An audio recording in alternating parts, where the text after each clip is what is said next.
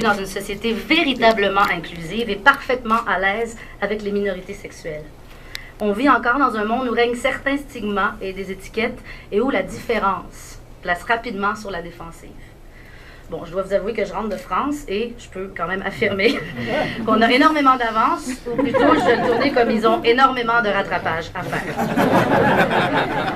Mais pour revenir à mon propre parcours, je ne pouvais pas m'imaginer devenir une mère sans avoir franchi les étapes d'une vraie affirmation publique de ma vie intime.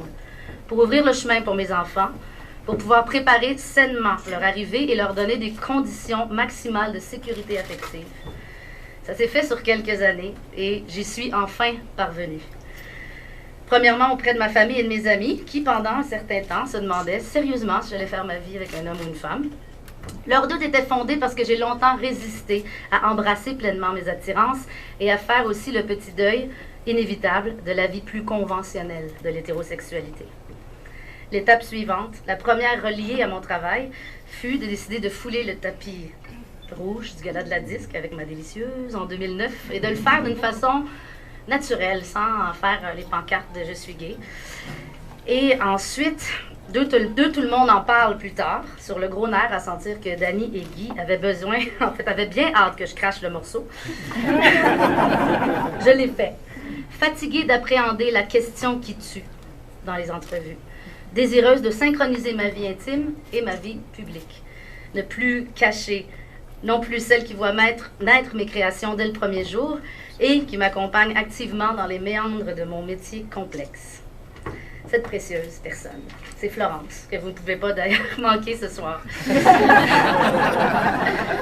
En fait, elle aurait été une candidate parfaite pour recevoir cette récompense à ma place. Et d'ailleurs, je vais faire ajouter, parce que je veux partager ce prix, je vais faire ajouter ton nom sur cette plaque jusqu'ici, parce que franchement, ce prix, c'est à nous deux qu'il revient. Premièrement, parce qu'elle a consacré sa thèse de doctorat en psychologie sur le sujet de l'homoparentalité, plus précisément sur l'homophobie vécue chez des couples de mères en comparant le Québec et la France. Alors, on s'entend qu'elle est pas mal plus dans le cœur du sujet au quotidien que sa vedette de femme.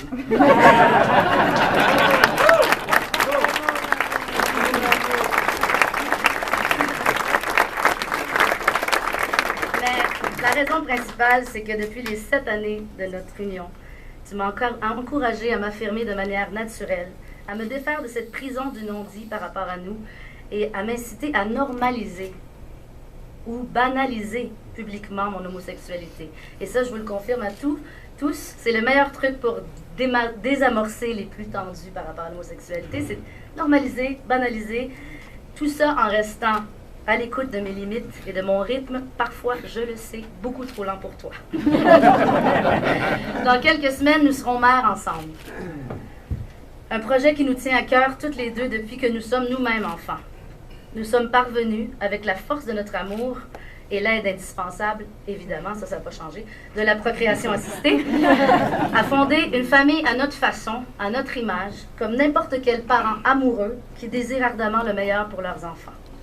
Alors Flo, j'ai vraiment très hâte d'apprendre à nos jumeaux que c'est ensemble que nous avons reçu ce prix. Ensemble, un terme intéressant.